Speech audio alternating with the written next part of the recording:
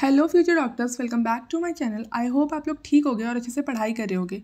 आज इस वीडियो में मैं आपको biology class 11th chapter number 1 the living world के बारे में बताने वाली हूँ कि इसमें से कैसे कैसे क्वेश्चंस पूछे गए हैं और कैसे कैसे क्वेश्चंस पूछे जा सकते हैं।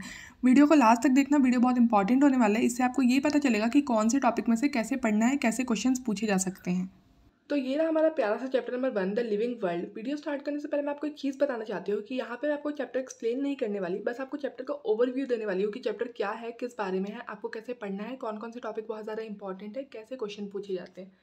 सबसे पहले देखो, मेन कैरेक्टरिस्टिक ऑफ लिविंग कौन कौन से हैं? Growth, reproduction, metabolism, cellular organisation, consciousness. ठीक है, यहाँ पे देखो यही दो पार्ट में मेटाबॉलिज्म, कॉन्शियसनेस और सेल्युलर ऑर्गेनाइजेशन। ये क्या है? ये डिफाइनिंग प्रॉपर्टी ऑफ लाइफ है और बाकी जो बच गई वो डिफाइनिंग प्रॉपर्टी नहीं है लाइफ के। तो कैसे याद रखेंगे?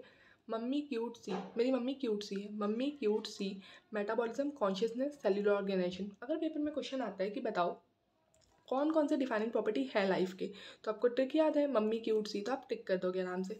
और उसके बाद देखो ग्रोथ, ग्रोथ यहाँ पे दो कैरेक्टरिस्टिक होते हैं ग्रोथ के। कौन कौन से? इंक्रीज इन मास और increase in number of individuals.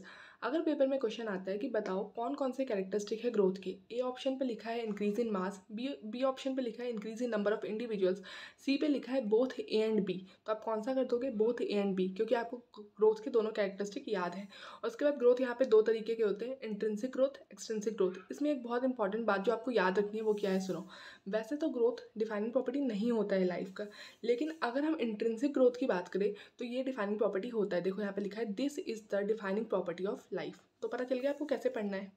अरे अरे, इस बुक को कौन नहीं जानता? गीता, बाइबल, कुरान, कुछ भी बोल लो, बहुत बहुत बहुत बहुत बहुत ज़्यादा इंपॉर्टेंट है ये बुक। ट्रस्ट मी, इस बुक के बाहर एक क्वेश्चन नहीं आने वाला। सच में इस बुक के बाहर कुछ नहीं आने वाला है। इस बुक को आपको अच्छे से पढ़ना है।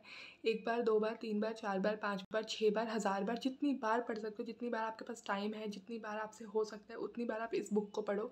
जितना इस बुक को पढ़ोगे उतना ज़्यादा क्वेश्चन सॉल्व कर पाओगे। इस बुक के बाहर एक क्वेश्चन नहीं आना है। मैं बार बार इसलिए रिपीट करी हूँ ताकि आप लोगों को याद रहे। बार बार आप यही वाली बुक पढ़ो।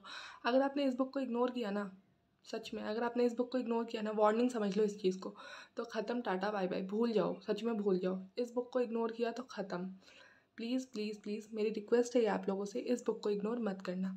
देखो यहाँ पे एक लाइन लिखी है, non living object also grow if we take increase in body mass as a criteria for growth. देखो नोट्स में भी सेम लाइन है, non living object also grow if we take increase in body mass as a criteria for growth.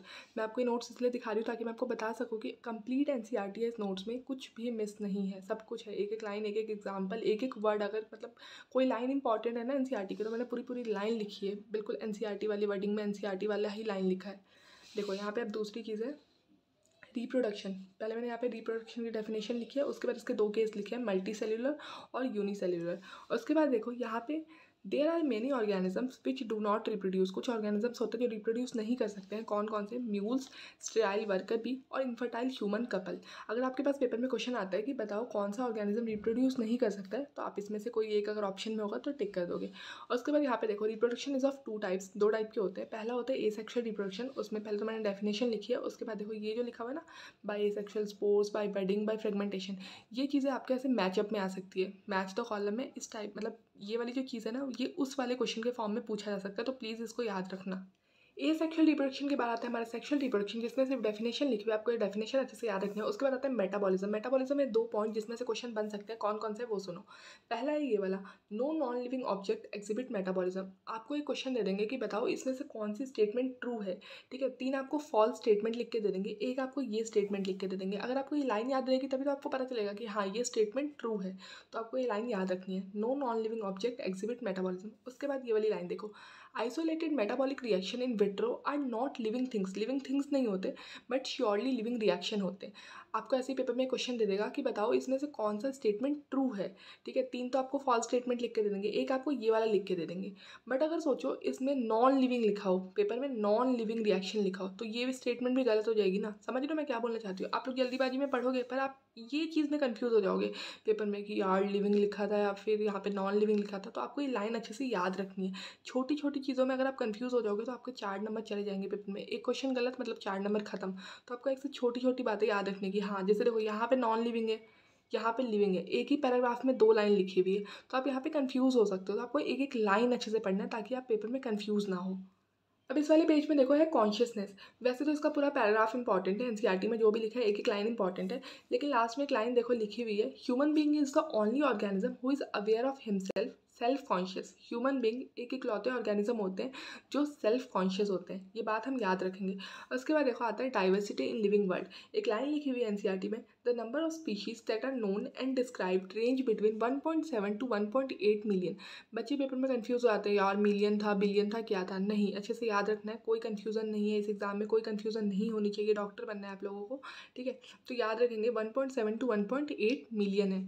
उसके बाद देखो यहाँ पे मैंने दो डेफिनेशन लिखी है, नोमेनक्लेचर और आइडेंटिफिकेशन। आपको एक पूरी डेफिनेशन लिख के दे देंगे किसी भी चीज़ की और 4 ऑप्शन दे देंगे, नोमेनक्लेचर, आइडेंटिफिकेशन, क्लासिफिकेशन, टेक्सोनॉमी, ठीक है। आपको पता लगाना है कि वो मतलब वो डेफिनेशन किसकी है, तो आपको एक एक डेफिनेशन भी अच्छे से याद होना चाहिए कि हाँ इसका मतलब क्या है, इसका मतलब क्या है।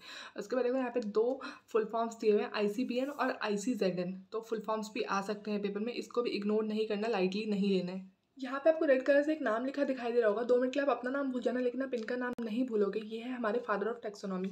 उसके बाद देखो यहाँ पे लिखा है रूल्स ऑफ नोमेनक्लेचर। 4 रूल्स दिए हुए हैं, एनसीईआरटी में भी दिए हुए हैं ये 4 रूल्स। इसमें से कैसे क्वेश्चन आ सकते हैं पेपर में वो सुनो। आपको ये चारों के चारों रूल्स पेपर में लिख के दे देंगे और आपसे पूछेंगे कि बताओ इसमें से कौन सी स्टेटमेंट फॉल्स है, ठीक है। सारी स्टेटमेंट लिखी होगी वैसे सही, बस एक स्टेटमेंट को थोड़ा बहुत फॉल्स कर देंगे, जैसे कि यहाँ पे लैटिन लिखा है तो वहाँ पे इटालियन कर देंगे, कुछ भी करके स्टेटमेंट को फॉल्स कर देंगे। तो आप वहाँ पे कंफ्यूज हो सकते हो अगर आपने अच्छे से एक एक लाइन नहीं पढ़ा होगा, एक एक वर्ड नहीं पढ़ा होगा। तो आपको ये चारों पॉइंट्स अच्छे से याद रखना है, चारों रूल्स नोमेनक्लेचर के अच्छे से याद रखना है। अगर पेपर में क्वेश्चन आता है कि बताओ कौन सी स्टेटमेंट ट्रू है, कौन सी स्टेटमेंट फॉल्स है, तो आप उसका आंसर अच्छे से दे पाओ। उसका लास्ट में देखो मैंगीफेरा इंडिका, पता है ना क्या होता है, ये होता है हमारा प्यारा सा मैंगो। इसमें से भी नीट के पेपर में एक बार क्वेश्चन आया है, सुनोगे कैसे आया था क्वेश्चन, शॉक हो जाओगे। देखो नीट में एक बार क्वेश्चन आया था कि बताओ मैंगीफेरा इंडिका की करेक्ट स्पेलिंग कौन सी है। 4 ऑप्शन दिए हुए थे, बच्चों ने वहाँ पे भी गलती की थी। क्या गलती की थी, बच्चों को लगा था ऐसे स्पेलिंग मैग्नीफेरा इंडिका, MAGNIFERA, नहीं, इसकी सही स्पेलिंग ये है, अच्छे से याद रखना, मैंगीफेरा इंडिका, MANGIFERA। अब देखो एनसीईआरटी का ये वाला टेबल आप इस ट्रिक से याद रख सकते हो, kids prefer candy over fried green spinach, kingdom, phylum, class, order, family, genus, species. उसके बाद यहाँ पे कुछ टर्म्स लिखे हुए हैं, क्लासिफिकेशन, सिस्टमैटिक्स, टेक्सोन। ये डेफिनेशंस आपको अच्छे से याद रखनी है, इसमें से ही पेपर में क्वेश्चन आ सकते हैं, मैंने आपको अभी बताया था। उसके बाद देखो स्पीशीज, स्पीशीज क्या है, बेसिक यूनिट है क्लासिफिकेशन के। उसके बाद देखो मैंगीफेरा इंडिका मतलब मैंगो, सोलेनम ट्यूबरसम मतलब पोटैटो, पैंथरा लियो मतलब लॉइन। यहाँ पे जो ये पहले वर्ड है मैंगीफेरा, सोलेनम, पैंथरा, ये सब क्या है, ये है हमारे जेनेरा। और जो सेकंड वर्ड है इंडिका ट्यूबरोसम लियो, दिख रहा है आपको, इंडिका ट्यूबरसम लियो, ये क्या है, स्पेसिफिक एपिथेट है। तो ये क्वेश्चन भी ऐसे बन सकते हैं, आपको पूछ सकते हैं कि बताओ सोलेनम ट्यूबरसम क्या है, 4 ऑप्शन दे देंगे, पोटैटो, ब्रिंजल, कुछ भी ऐसे दे देंगे, बताओ कौन सा वेजिटेबल है।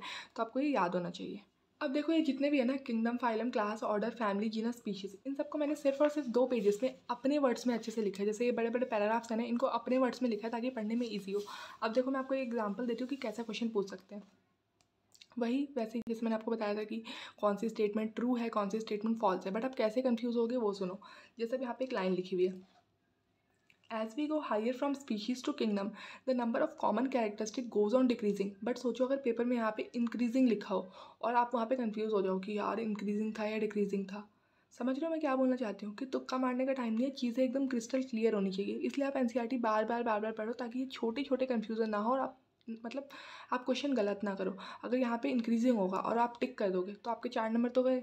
यहाँ पे देखो सेम एनसीईआरटी में लाइन दी हुई है, lower the taxa more are the characteristic that the members within the taxon share. But अगर पेपर में आ गया higher the taxa less are the characteristic, आप वहीं पे कंफ्यूज हो जाओगे, यार हाइयर था, लोअर था, क्या था। तो आपको इसलिए बार बार एनसीईआरटी पढ़ने को मैंने कहा है, बार बार जितनी बार हो सकता है उतनी बार पढ़ो, ताकि जैसे ये डिक्रीजिंग वाला हो गया, यहाँ पे लोअर की जगह हाइयर हो सकता था, यहाँ पे मोर की जगह लेस हो सकता था, इन सब में आप कंफ्यूज ना हो। ये रहा इस चैप्टर का बड़ा सा टेबल जो आपको पूरा का पूरा याद करना है, क्योंकि अभी नीट 2021 में भी इसमें से एक क्वेश्चन आया था, ठीक है। तो ये टेबल आपको कैसे याद करना है उसकी मैंने पूरी ट्रिक बनाई है, उस ट्रिक की वीडियो का लिंक नीचे डिस्क्रिप्शन में है, आप डिस्क्रिप्शन में जाओ, लिंक पे क्लिक करो और पूरा का पूरा टेबल याद कर लो।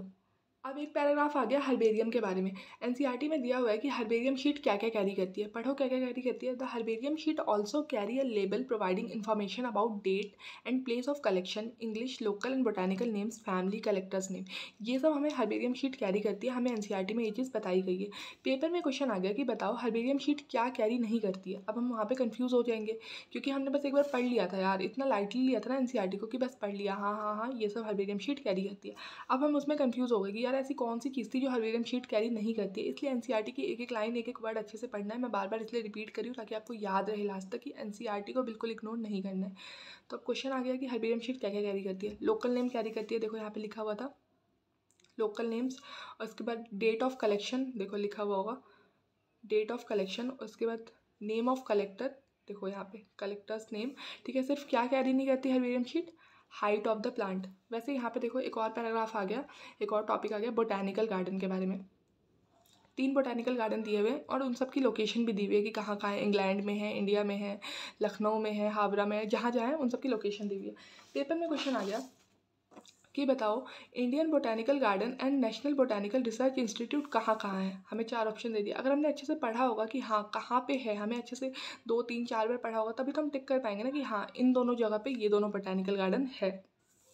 उसके बाद लास्ट पे देखो म्यूजियम, जूलॉजिकल पार्क की। उसके बाद देखो फ्लोरा, मैनुअल्स, मोनोग्राफ्स। इन सब में से ना उस टाइप के क्वेश्चन बन सकते हैं जैसे कि आपको ये पूरा मतलब डेफिनेशन लिख के दे देंगे और पूछेंगे कि बताओ कौन सा है इसमें से, फ्लोरा है, मैनुअल है, मोनोग्राफ, किसकी डेफिनेशन हमने लिखी है।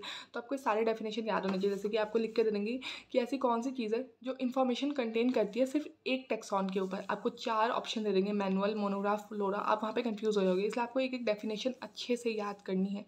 Please please please please please अच्छे से पढ़ाई करो, प्लीज़ प्लीज़ प्लीज़ अच्छे से पढ़ाई करो।